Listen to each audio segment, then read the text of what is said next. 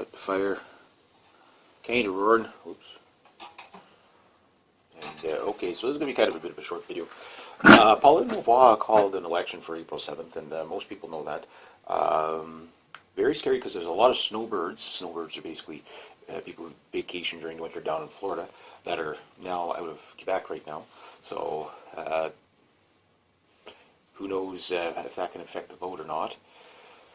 The other thing is that it's come to my attention that she was supposed to testify to the Charbonneau Commission about $3 million that was donated to her husband's business. And by calling the election, it kind of held off the testifying. So, again, you know, like she says, like all politicians, I did nothing wrong. So, again, is this just a ploy just to kind of avoid from testifying, or is there something else? You know, Quebec being the #1 corrupt province in Canada, you know, I'm pretty sure, you know, and again, you can just look where all the jobs went from. You know, any jobs that did get created in this province, they go to her friends. You know what I mean? So, you know, it is corrupt. You know, that said, you know, doesn't mean she's guilty, but you know, I find it very suspicious that she would call an election rather than go testify. And calling an election when the snowbirds are down in Florida, that's also kind of, you know, that's a bit scary too. Seniors do vote. You know, seniors are probably one of the higher demographics that vote. And I guess I'll just leave it at that. I'll keep you guys posted. If you find anything else, I mean, there's lots I could complain about with the Parti Québécois, and definitely about her. She's a nut. I'm not really seeing much of this on the CBC for some reason. Like, I mean, you get glimpses of it here and there, but they're not really covering any of this. You think this would be like top story #1 kind of deal, you know, for local, you know, or you know, provincial anyway. I've also heard other things such as like Quebec has a lot of natural resources, and I mean, this is a have-not province by design, not by that we don't have anything here. We don't live in a desert here. We've got, you know, good farmland in some parts of the province. We've got, you know, tons of lumber. We've got, you know, water, tons of water. We have all these, you know, super mega dams and power dams, and then we've got, you know, gas and oil and all that stuff. Now, the thing is, to take out the gas, apparently they have to do the fracking. They have to get the shale gas out first, or to get to the oil. Now, they've been sitting on this for years because they don't want Quebec to be a have province, because then if it is, you know, people start asking questions. Well, why aren't you hiring people from here? Why aren't you hiring people from there? They want people to suffer so that they can blame it on the rest of Canada and say, oh, the only reason why we can't have anything is because Canada's holding us back. You know, the rest of Canada's holding us back, when it's the absolute opposite. It's done by design. It's done to divide the people of Quebec so that, you know, they vote for Parti Québécois. Now, as soon as this lady gets in, she's calling a referendum, guaranteed. Maybe not the first week, but you know that is the main mandate of the party. You have to understand that. So, but getting back to the issue at hand here, again,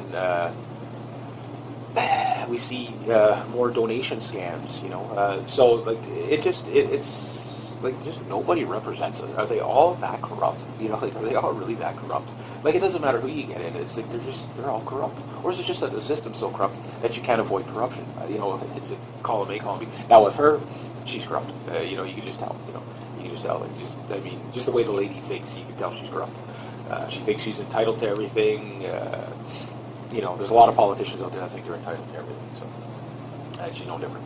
Now, people say, yeah, but the Liberals had this scam. And that's true. That's true. Again, they're all corrupt. There's nobody representing us here. I think we really need, you know, unfortunately for this election, I'm hoping it really backfires on her. But it's like, you know, if you know, and here's probably why the CBC is kind of keeping quiet on this, is because, I mean, Gilles Doucette, the ex-PQ leader, you know, or Parti Québécois leader, you know, basically, or not Parti Québécois, the Bloc Québécois leader, he's now working at the CBC. And I used to work at the CBC years ago as a volunteer. Worked on the Music Works program with Alanis. I was just kind of an usher. She was, doing her thing there. So I was just like, just one of the worker bees there. And there's a lot of French people that work there, very, very bilingual in there. And Radio Canada is very, very, very French, of course. And a lot of these people live in Quebec, but they also work in Ontario. So there is a conflict of interest there. So the separatist influence is in the CBC. I'm not saying they're all like that, but it's there. However, it's kind of they're kind of just silent on it because it's like they know if they push it, well, they'd be losing their own jobs, right? Because there's a lot of these Quebecers that are sovereigntists that think as soon as we separate, they're going to be able to keep their health care. They're going to be able to, from all the stuff that comes from the rest of Canada, that they're going to be able to keep all that. We'll just have dual citizenship. We'll still be able to get the healthcare money from Ottawa. No, you're going to lose it all. That's the thing. This is the worst time in history to possibly try to start a country. And not only that. This lady can't even run a province. We're a have-not province. Apparently, it's not $70 billion in transfer payments. It's $90 billion in transfer payments. The deficit here is, I think the first or the second highest in the country, and the employment, pretty much follows. It's a huge unemployment, and everybody here is pretty much underemployed. When we're sitting on all these natural resources, we don't have to destroy the land, rape the land for resources, but just enough to sustain the province. This way gas prices go down, so but no. What are the deals? Well, here's what the deals are.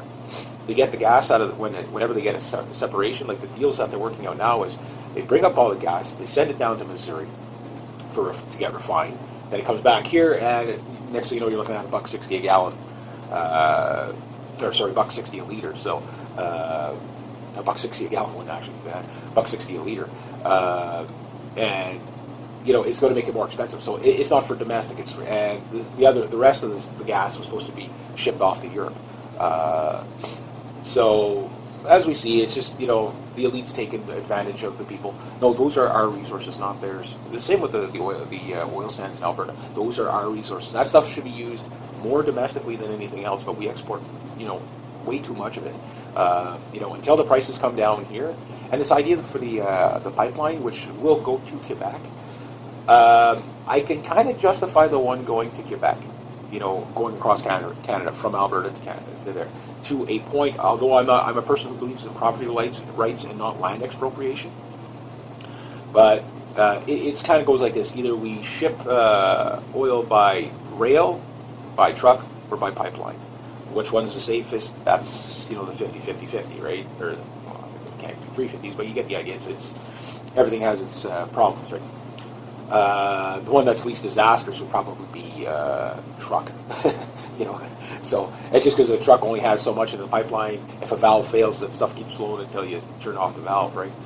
With a train, well, it's just that there's so many, it's bad. And in fact, the government, the Conservative government, has actually forced the rail companies to actually start sending more wheat, because they're just all they're sending is oil across the country. No, you got to send some wheat too, So they get a fine if they don't send more wheat and stuff across the country. Priorities, eh?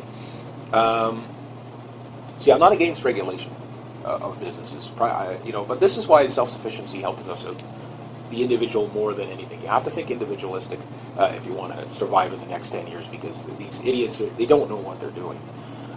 So that said, if we had a refinery, say, in Quebec, we wouldn't have to build a whole bunch of pipelines, just what's necessary to get from where it has to go. Fracking, well, that one's kind of, you want to make an omelet, you got to break an egg, right? Fracking is kind of a controversial thing, love it or hate it. I think all these things, it's not that they get done, it's to the scale they get done. The problem with the fracking is, like anything, is all the chemicals in the environment that get put in, which can upset the water table. So, I know I'm kind of diverting off the topic here, but the point is that Quebec has lots of resources that we could be a self-sustaining province and a have province that would actually distribute to other provinces. Even just, never mind the gas and oil. All our hydro, the money we make, we send most of our hydro to the States. Okay, that's fine then, because everybody around in Quebec, has the lights on and stuff like that. Okay, but the money we make off of that, why do taxpayers not get a dividend check on these big major resources? And this is a question for all across Canada. So the money goes back into the things that they want to do. Not, meanwhile, the little people like us, they're always raising our taxes and cutting our services. So Quebec is mismanaged like crazy. It could be a half province almost overnight in the hands of the right premier. The problem is Marois is this lady is just such an idiot. It's not funny. She cuts like the asbestos plants. Yeah, okay, great. Environmentally, I understand why you would cut these plants, but she just cuts them. Okay, with no jobs to replace. What are these people going to do now?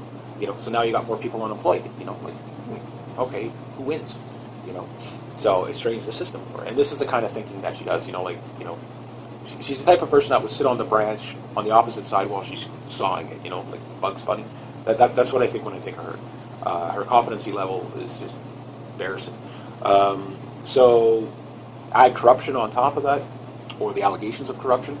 Usually the allegations are usually right. So did she call this election just to avoid testifying from her husband?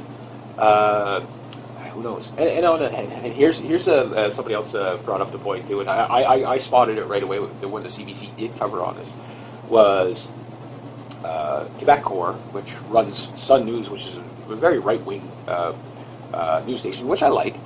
They're one of the main, I guess, shareholders of the company of Sun News or whatever, and the guy's running for basically running as a separatist. So we have now 5 or 6 separatist parties in Quebec, and the Liberals. Oh my God, oh jeez. We need some grassroots people from the Pontiac or something, But there's you got to start questioning that. Why is there so many of these sovereignty? Who cares what flavor of separatism they are? They're all going for the same thing. Whereas Accent Democratic or the CAC or whatever. The CAC I actually think is way more dangerous because they're actually, that guy's actually smarter. Like him, he'd play his hand a lot more close. Marois, she's right out in the open. And of course, you have to understand, like a lot of French kids, and I hear this from people that went to French school, and said, yeah, they brainwash you to think separation is a good thing. They don't, they don't ask the tough questions. And this guy from Quebec Corps, like this kind of surprised me, especially him being a successful business owner. He says, yeah, well, she was convincing. On what area? Trust me, she doesn't want to talk about the economy. Oh, but she's just good for the economy. No, she's not. There was one kind of grassroots movement, I can't remember the name of them, that, they're not an Anglophone rights movement, they're basically a economic movement. And they were talking about, get rid of Bill 101 to basically open, so businesses would bloom in Quebec. So Quebec and the people in it would basically, could deal in any language they wanted, which I totally agree with, and the idea would be simple, is to encourage business and ideas into Quebec. And the guy was brilliant. He was brilliant. He was on a Montreal radio station. I wish I could think of it. But it's like a party like that, they're never going to get funding from the province. Why? Because they don't want that kind of competition. Why? Because it's common sense. People will go for it. So right now they give you the Bloc Québécois or the Liberals. So even the Liberals are going to kind of fight you off if you're a grassroots person. But make no mistakes, that day is coming where people are just going to say, we've had enough.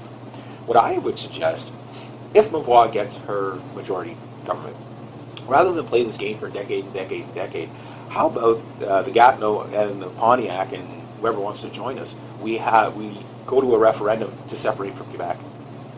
That would make more sense. Then they would get, don't look at it as that we're separating from Quebec as much as we're kicking out the sovereigntists. It's basically just the eastern part of Quebec.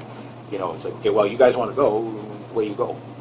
Now it will be hard for us. Could we be a province, a republic, or just a bigger, a part of Canada? Well, I would say a part of Canada for sure. But I like the idea of a republic, where that way you still do trade with the rest of Canada and stuff like that. But yet you're talking. Think of it like kind of like the United States and Hawaii. Like that kind of or Guam. Where you might as well just call Guam a 51st state, right? So you're using the same money. You're using, you're still in really good relations with the rest of Canada, but you're more autonomous in your laws and stuff. And we could get away from the Queen, stuff like that. I think that would work very, very, very well. That's just an idea. So tell me what you guys think. But the idea would be, okay, well, it's not that, because Quebec, if we break it up, here's what would happen. The first thing they would realize is how incompetent Marois actually is at running a country, because some transfer payments would stop. The only thing that makes this lady look good is transfer payments. It's the same with Gilles Doucette and all the one. 23 years under the Bloc Québécois, trust me. It was, nobody prospered under that. Nobody's prospered under that except for a handful of sovereigntists. Now, for all the people that live in Gatineau and work in Ontario, and there's people even up around my area, and I'm in the Pontiac, about 100 clicks out of Ottawa, and there's people that travel every day to go. Those are the people that cannot vote for separate. And if they are voting for separation, they have to understand that you will be basically a sovereign country, pretty much over. And Harper, I think, would love this. Why? All that money staying back, all that transfer money staying back into Alberta. Huh. And let's talk about hypothetical here. What happens to all provinces, let alone Quebec, if Alberta doesn't make money anymore? Let's say the oil sands, just people can't afford to drive anymore. That's it. They go bust. Or it just becomes way too expensive or whatever, for some reason, that the oil sands, and a lot of people say, well, that'll never happen. All mines close at some point. Every mine in history is closed at some point. It runs out. The resource runs out, or it becomes too expensive to extract the resource to the point where it's just unaffordable. That's why it took years and years and decades to get to extracting the oil sands. They didn't know how to do it. Once they figured out how to do it, well then, okay, no problem. But let's say that Alberta becomes a have-not province. Then what do we all do? Well, then we're all basically on our own, right? So what do we lose overnight? Well, we lose $90 billion for the year, which is basically, Quebec does, that's such a big part of Quebec's economy that it's a welfare payment. It's a welfare payment. Picture your paycheck getting cut in half or getting cut to a third of what you make. What would you have to give up in your own household? Quite a bit. Would you lose your house? These are legit questions. And this is what you have to consider separation of Quebec, is that you lose your health care, you lose your, this idea of dual citizenship going back and forth across borders. That's, at that point, is not up for Quebec to decide. That's for the rest of Canada. And I'm sure the rest of Canada say, no, you want to go it alone? You're going to go it alone. There's some people now that they're just fed up with these sovereigntists because they're costing everybody over there something. And that's not fair either. So what I say is this, simple. Quebec gets so much extra special treatment from Ottawa in so many different ways, too many to list, that when we see a lady like this who calls an election, at first I was like, okay, well, the polls are favorable on the one question that she's campaigning on. But to me, that's such a reckless way to go. Yes, most people might agree with her charter values. 40% or 45% of Quebecers agree with her charter values law that she wants to pass through. Okay, doesn't mean they necessarily want to re-vote her back in. You know what I mean? So I'm hoping it backfires big time. But what really backfired last time was that with all these other opposition parties, even though they were basically 5 different flavors of the Bloc Québécois, a left version, a left version, a left version of it, a feminist version of it, a conservative version of it. It's all the same thing. Their mandate at the end of the day is to separate. And when you look at it like that, okay, they split the vote big time. So right now, you can't vote conservative. You can only vote liberal if you want to kind of get her out of there. You can only vote liberal. Is it the best option? Unfortunately, it's the best option we have at the moment. We don't have a grassroots movement to counter. Now, again, what is this election going to cost? So here's a lady that doesn't want to testify about $3 million that was given to her husband's business, and yet it's going to call an election. How expensive is an election again? Not even a year or about a year after, a little bit more than a year after the last one. That's expensive. And then we're going to go back to the polls again in 2 more years? 3 elections in 4 years? That's nuts. That's nuts. And on a whim, she might still get this one because of the snowbirds being away. But again, it depends if the snowbirds are more francophone or more anglophone. I would assume that they were probably more francophone because just kind of, knowing the area, most people around here can't afford to, go on vacation. Usually the bilingual people have better jobs. The French only usually are just as bad off as the English only. It's, what does that tell you? Well, a bilingual province would benefit everybody much better than a unilingual province. So what's the best thing is get rid of Bill 101, invoke Article 33 for the rest of Canada at least, but get rid of Bill 101 altogether, replace it with nothing, and fire all those people, particularly the language police. I mean, here's a lady that put $27 million, or I think $70 million, I can't remember the exact number, back into the language police. And this is one of her things she's campaigning on, is to strengthen the language laws, that meaning like Bill 14, making it illegal to speak English in, you can't make this stuff up. In a business with more than 5 employees, it's ridiculous. It's ridiculous. And if you were French and somebody came up with laws, say, okay, well, we'll fine you if you speak French in a business with more than 5 employees, you'd be outraged. And you don't expect the English people to be outraged. Well, your kids, what are they going to inherit? It doesn't matter if they're French or English. Again, the French people and the English people really don't have a problem with each other. It's the divisionary divide and conquer tactics of the government that sets us apart from each other. We need a grassroots movement to get rid of this stupidism, so people can just go about being. I mean, the people that live out in the areas that are predominantly French will stay predominantly French. Let their communities kind of rule themselves. Most of these rural communities kind of do already anyway.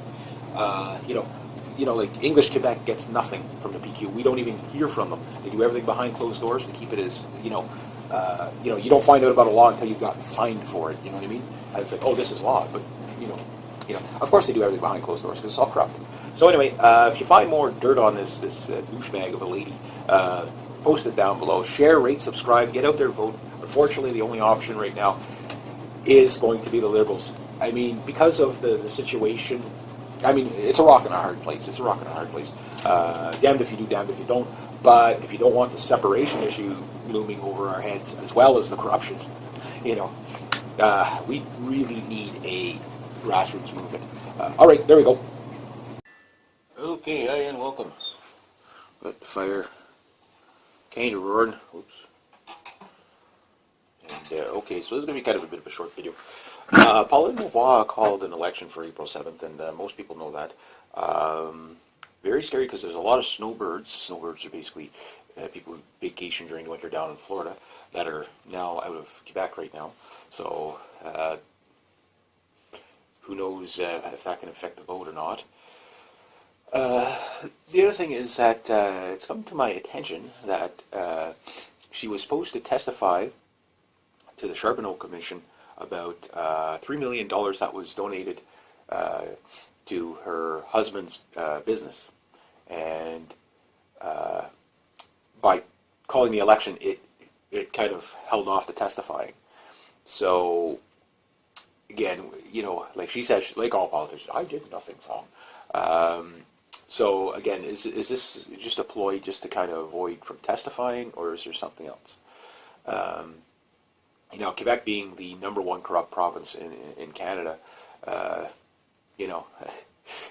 I'm pretty sure, and again, you can just look where all the jobs went from, any jobs that did get created in this province, they go to her friends, you know what I mean?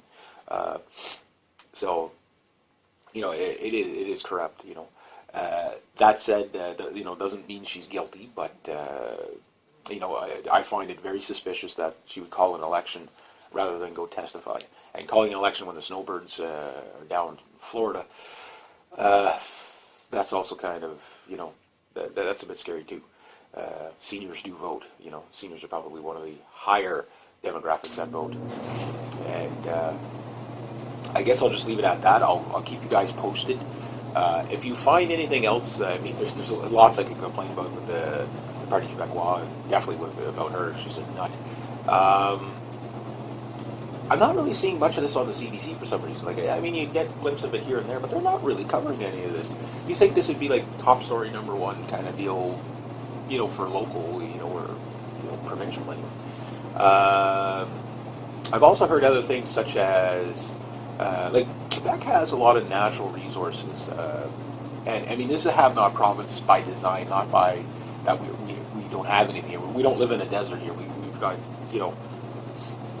good farmland in some parts of the province. We've got tons of lumber. We've got water, tons of water. We have all these super mega dams and power dams, and then we've got gas and oil and all that stuff. Now the thing is, to take out the gas, apparently they have to do the fracking. They have to get the shale gas out first, or to get to the oil. Now they've been sitting on this for years because they don't want Quebec to be a have province, because then if it is, people start asking questions. Well, why aren't you hiring people from here? Why aren't you hiring people from there? They want people to suffer so that they can blame it on the rest of Canada and say, "Oh, the only reason why we can't have anything is because Canada."